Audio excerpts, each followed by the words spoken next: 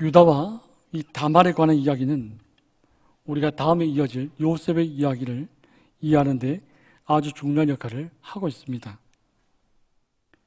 또 한편으로는 요셉의 이야기를 하고 나서 왜 갑자기 유다와 이 다말에 관한 이야기가 한 장으로 이 안에 들어와 있는지 또한 의문이기도 합니다.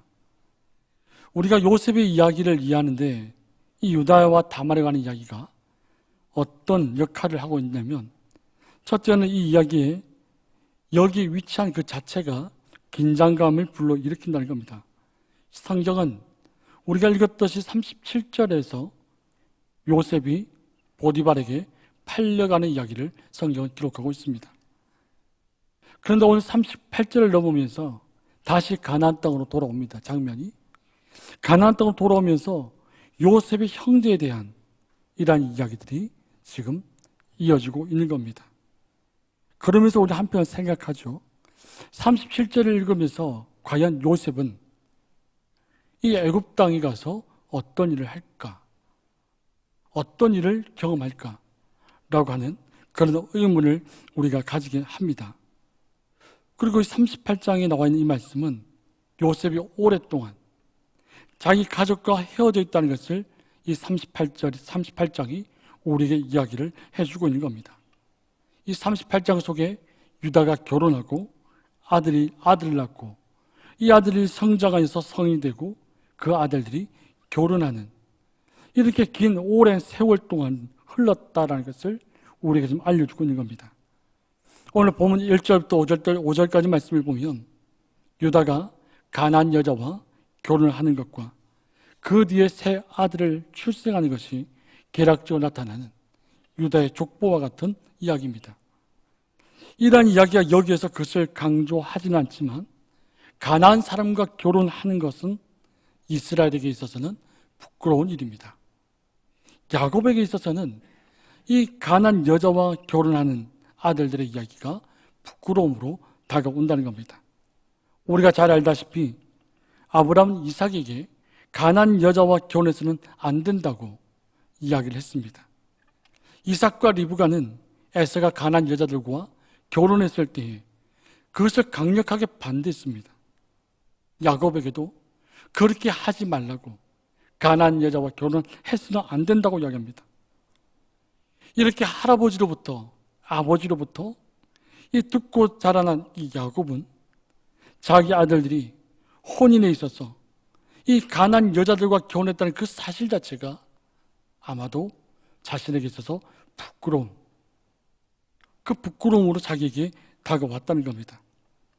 하지만 유다는 자기 할아버지가 그렇게 몹시 싫어하는 가나안 여자와 결혼을 하는 것, 그것을 알면서도 가나안 여자와 결혼한 것을 추진했습니다.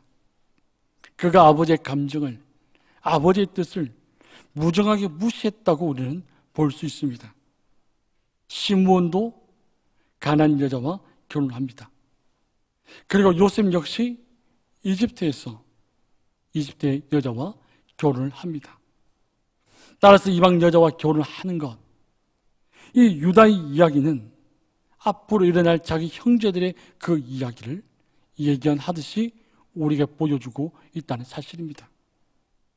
오늘 본문 1절입니다. 1절 말씀 보시면 그 후에라고 표현되어 있습니다. 요셉이 애굽으로 팔려간 후죠. 그 38장의 사건들은 유다의 아들들이 10대 중반에 이르러서 혹은 중후반에 결혼을 했다고 추정하면 시간적으로는 대략 20년 정도의 시간이 흘렀다라고 우리는 이해할 수 있습니다.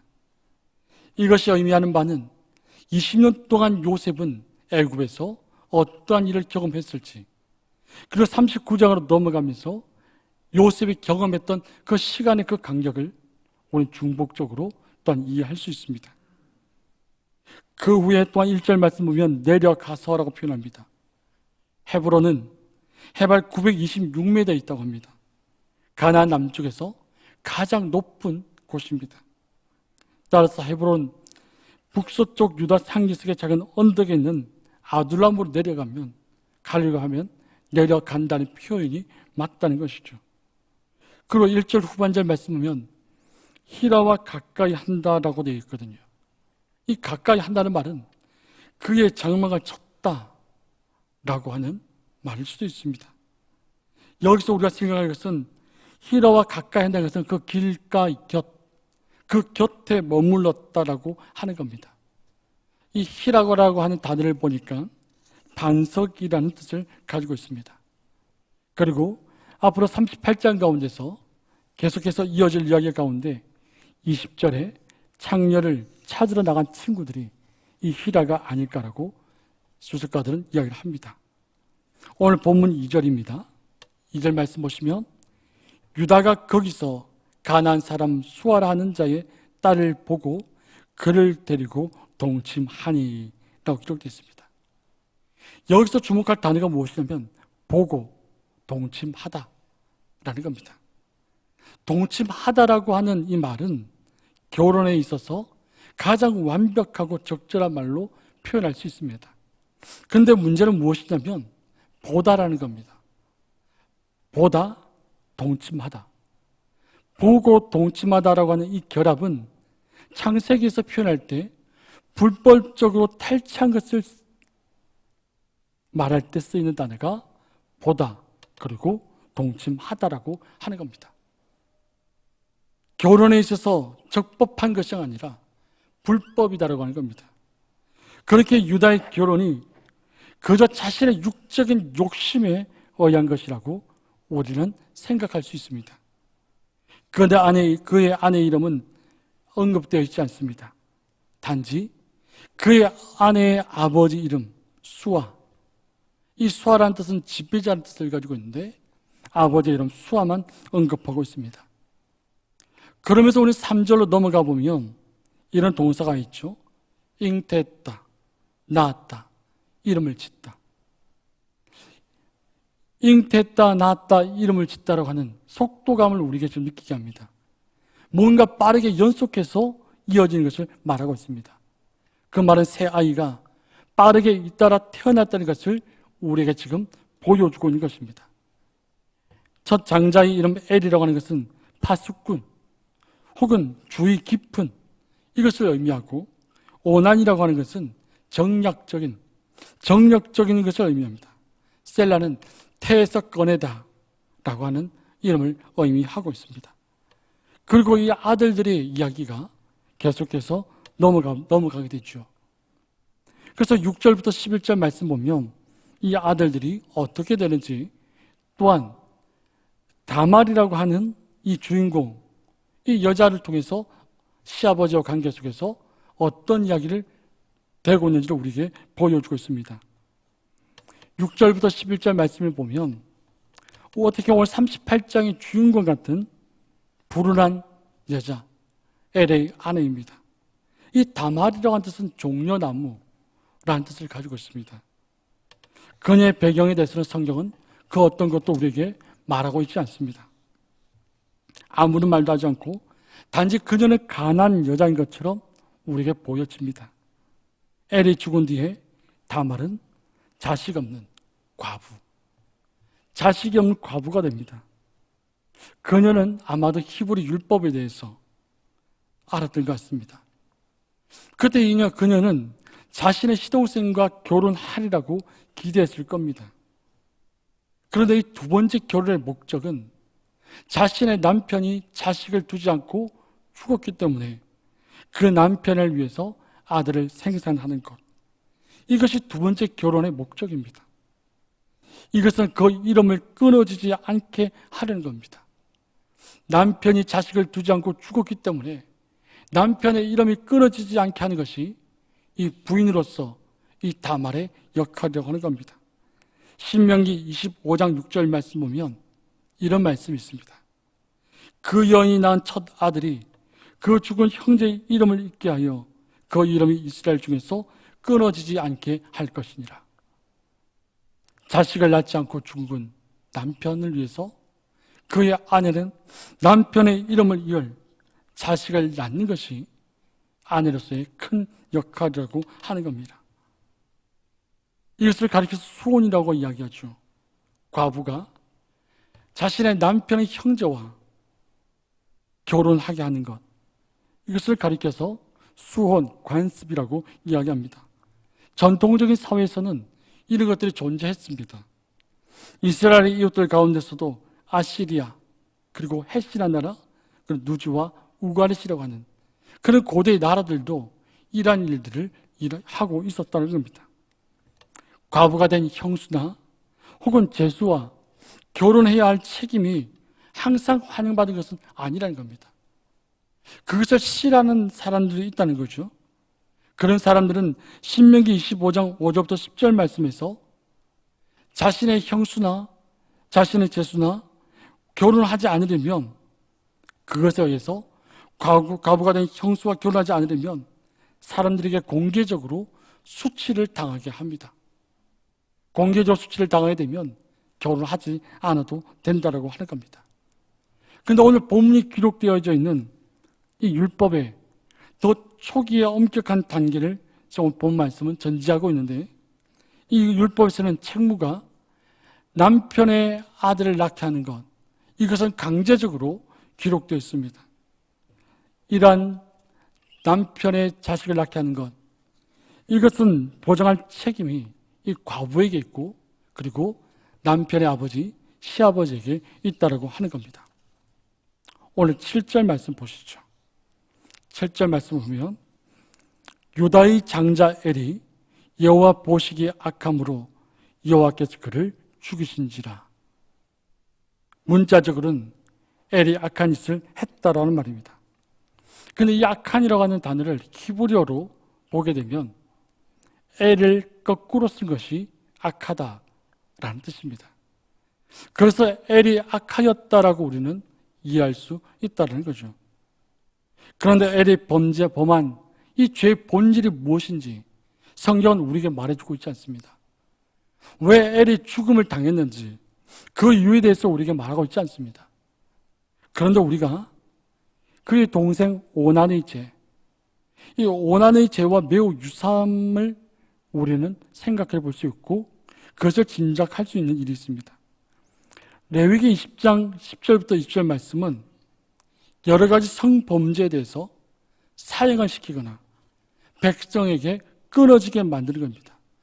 즉 하나님의 손에 죽게 만드는 것을 레위기는 규정하고 있습니다. 요점은 엘이 죽어 마땅하다라는 겁니다.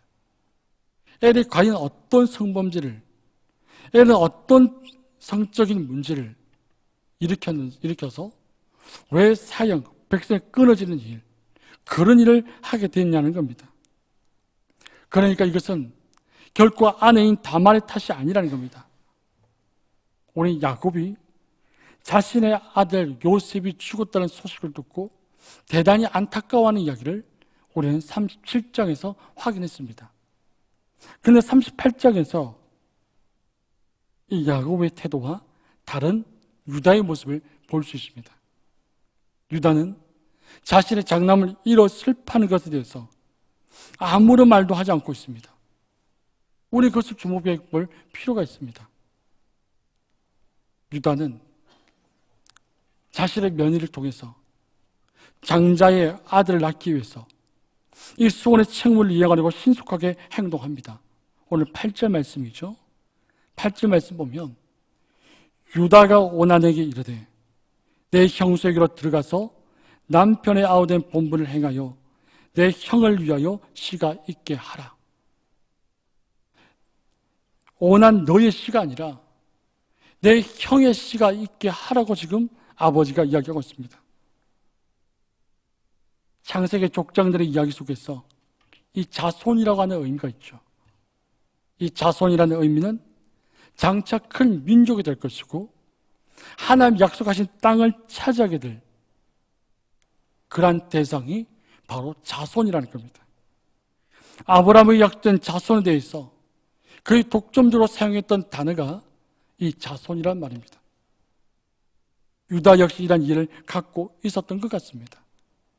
유다 역시 자신의 장자인 이 엘의 죽음을 통해서 오난이라는 둘째 아들을 통해서 장자의 씨가 있게 만들어서 이 많은 큰 민족의 자손을 이루려고 유다 역시 생각을 하고 있었습니다. 오나는 아버지의 명령에 복종해야 하지만 형에게 아들, 형의 씨, 형의 자손을 얻게 하려고 하지 않고 있습니다. 오늘 9절 말씀이에요. 오난이 그 씨가 자기 것이 되지 않을 줄 알므로 형수에게 들어갔을 때에 그의 형에게 씨를 주지 아니하려고 땅에 설정했다라고 성경은 기록하고 있습니다. 이 말은 오난은 다말과 형수와 성적인 관계를 가질 때마다 사정전에 물러났다는 겁니다. 이 절의 원의 단어는 오난이 한두 번만 그렇게 한 것이 아니라 성적인 관계를 할 때마다 그렇게 했다는 것을 강조하고 있습니다. 오늘 10절 말씀입니다. 이러한 오늘 행동에 대해서 10절에 이렇게 기록하고 있죠. 그 일이 여호와 보시기에 악함으로 여호와께서 그도 죽이셨다. 이 여법은 7절의 엘의 죽음과 매우 유사합니다. 우리는 여기서 생각해 볼 문제가 있다라고 하는 거죠. 왜 하나님은 오난의 피임 방법에 대해서 화가 나셨는가 하는 겁니다.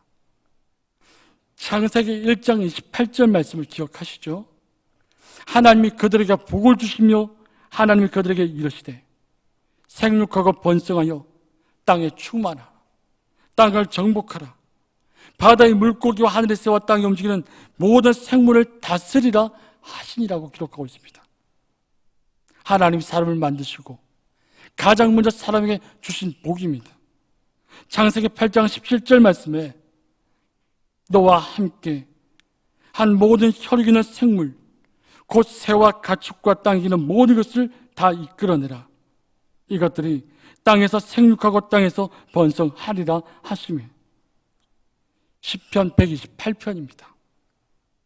여호와를 경외하며 그의 길을 걷는 자마다 복이 있도다. 내가 내 손 수간대로 먹을 것이라. 내가 복되고 형통하리로다. 내 집 안방에 있는 내 아내는 결실한 포도나무 같으며 내 식탁에 둘러앉은 자식들은 어린 감람나무 같으리로다. 여호와를 경외하는 자는 이같이 복을 얻으리로다. 여호와께서 시온에서 내게 복을 주실지어다. 너는 평생의 예루살렘 번영을 보며 내 자식의 자식을 볼지어다. 이스라엘에게 평강이 있을지로다. 아멘. 이 세 구절의 말씀들이 우리에게 무엇을 말하고 있습니까? 생육하고 번성하는 겁니다. 내 자녀의 자식을 보는 겁니다. 구약 성경은 계획적인 피임 방법에 대해서 형의 씨를 주지 않기 위해서, 형의 자녀를 주지 않기 위해서 땅에 설정했던 이 둘째, 이런 방법에 찬성하지 않는 겁니다. 왜냐하면 그것은 남자와 여자가 만나서 인간을 창조하신 그 일 앞에 하나님의 목적을 좌절시키기 때문입니다. 하나님이 아담을 지으시고 하와를 주시고 그를 통해서 자손을 보게 하셨습니다. 그 자손을 통해서 족보가 이루어지고 한 가정이 한 가문이 되어지고 그 가문이 온 땅에 생육하고 번성하고 충만하고 정복하고 다스리게 하는 것이 하나님의 뜻이다라고 하는 겁니다. 그런데 이 유다의 첫째 아들과 둘째 아들이 그것을 좌절시켰다. 하나님의 목적을 좌절시켰다는 겁니다. 오늘을 볼 때 비판받아 마땅합니다. 이는 하나님 족장들의 거듭에서 하신 약속이죠.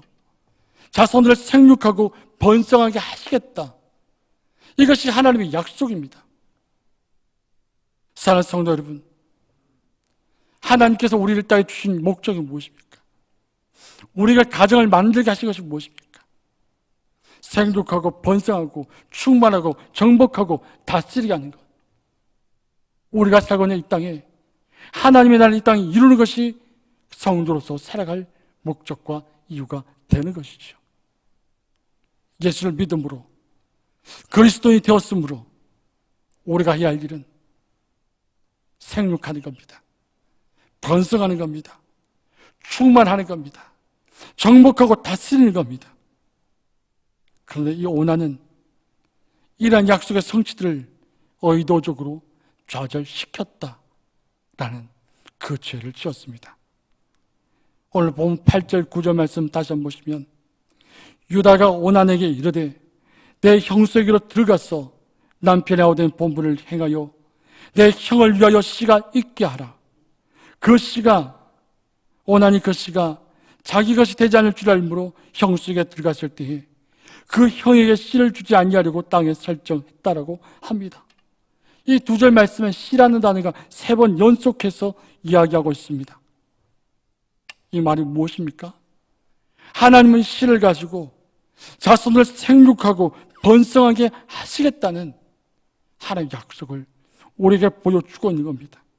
오난의 행동은 하나님의 예정에 대한, 하나님의 계획에 대한 반대를 이야기하고 있습니다. 하나님의 계획에 반대했기 때문에 그는 하나님에 의해서 죽임을 당했다. 성경은 그렇게 말하고 있는 겁니다. 유다가 다말에게 다음 아들 셀라를 줄 책임이 있습니다. 첫째도 죽고 둘째도 죽으니 셋째 아들을 통해서 이 씨가 있게 만들어야 합니다. 그러나 유다의 마음은 전혀 그렇지 않습니다. 오늘 본 마지막 11절입니다.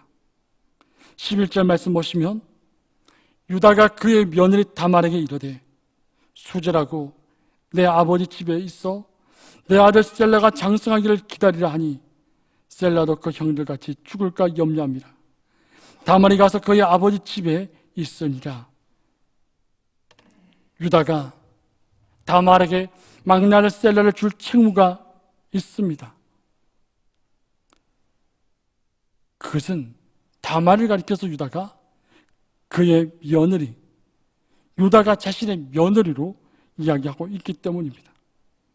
동시에 유다가 그의 셋째 아들 셀라가 죽을까 염려하여 말과 다르게 행동하고 있음을 우리에게 보여주고 있습니다. 다말의 감정에 대해서는 아무런 말도 없고 아버지의 말에 시시비비를 가릴 만한 그런 위치, 그런 처지에 있는 것 같지도 않습니다. 사랑하는 성도 여러분, 이방 여인과 결혼하는 것, 이방 여인과 결혼하는 것, 즉 세상과 타협하고 세상의 방법을 따르고 그렇게 살고 있지는 않습니까? 육적인 욕심을 취하는 것, 자신의 만족만을 추구하고 자신의 몸이 즐거워하고 자신의 생각이 즐거워하고 자신만을 위해 사는 그런 육적인 욕심을 취하는 삶을 살고 있지는 않습니까? 자손을 잊지 않으려는 태도, 즉 신앙의 대를 잊지 않고 신앙의 대를 잊는 것 사실조차도 망각하고 그것에 힘을 쓰지 않고 게으름을 피우며 우리의 자녀들이, 우리의 자손들이 하나님 믿는 그 신앙이 바로 서 있다, 아니다, 그것에 대해서 얼마나 관심을 갖고 기도하고 하나님께 매달리고 있습니까? 지금 내가 살고 있는 삶의 태도가 하나님의 목적을 좌절시키고 있지는 않습니까? 내가 살아가는 삶의 태도가 하나님의 목적을 거부하고 살고 있지는 않는지 우리 말씀 앞에 우리 자신을 세우며 나를 향한 하나님의 그 뜻, 우리 연복이라 하나님의 그 뜻을 발견하며 그 뜻 앞에 철저하게 순종하는 순종의 능력을 소유할 수 있기를 주님의 이름으로 축복합니다. 기도하겠습니다. 살아계신 아버지 하나님, 감사합니다.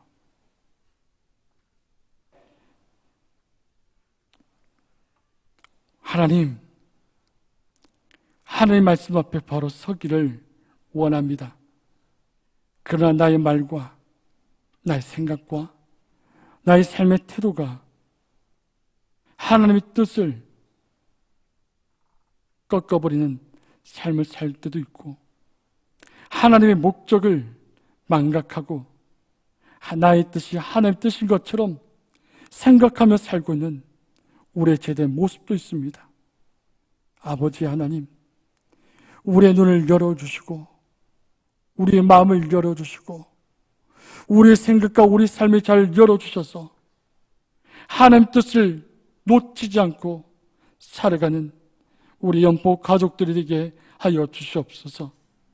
우리 연포교회를 향한 하나님의 그 뜻이 분명히 있는데 그 뜻을 우리가 깨닫지 못하고 나의 주장이, 나의 뜻이 하나님의 뜻인 것처럼 나의 힘을 과시하고 나의 지식을 과시하고 나의 능력을 과시하며 살지 않게 하여 주시옵소서.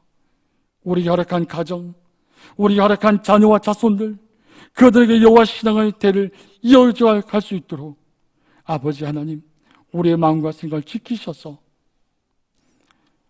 우리의 한 가정이 한 가문을 이루게 하시고 생육하고 번성하고 충만하고 정복하여 다스리는 신앙의 대가 이어져 나갈 수 있도록 도와주시옵소서. 우리의 길과 진리와 생명 되시는 예수님 이름으로 기도합니다. 아멘.